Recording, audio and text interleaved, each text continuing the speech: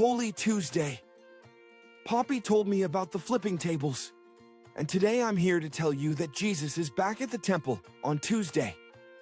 Matthew 21 explains to us that the chief priests and elders came to Jesus with the goal of stumping him. Their goal was to ask a question that he couldn't answer. But let me tell you something amazing.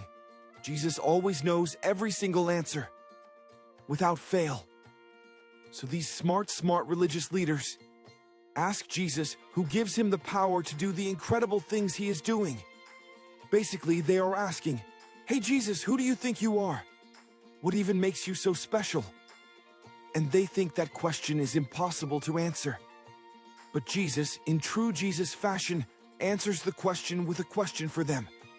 He says, "I will also ask you one question, and if you answer it for me, then I will tell you by what authority I do these things. Did John's baptism come from heaven, or was it of human origin?" He knew they wouldn't know how to answer that question, and so they simply replied, "We don't know." He was never shaken by them. They didn't intimidate him because he knows every answer.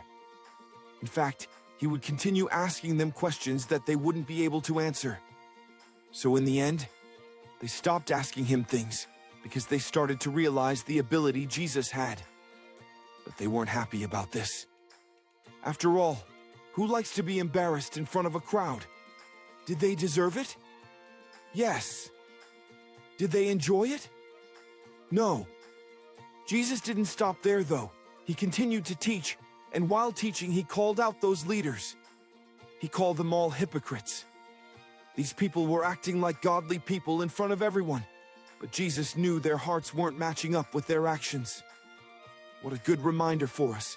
No matter how well we behave in front of other people, God knows our hearts and what we do when no one is looking. The people listening must have been shocked to hear all these church people spoken to like this. What must they have been thinking? Meanwhile, the religious leaders decide that this cannot continue, so they start talking amongst themselves. They develop a plan. Their plan would be to make Jesus stop talking in the most intense way. Their plan would be to make him pay for embarrassing them. Stick around to find out what that plan would be and whether or not it would work. Tomorrow, Poppy will walk you through Holy Wednesday.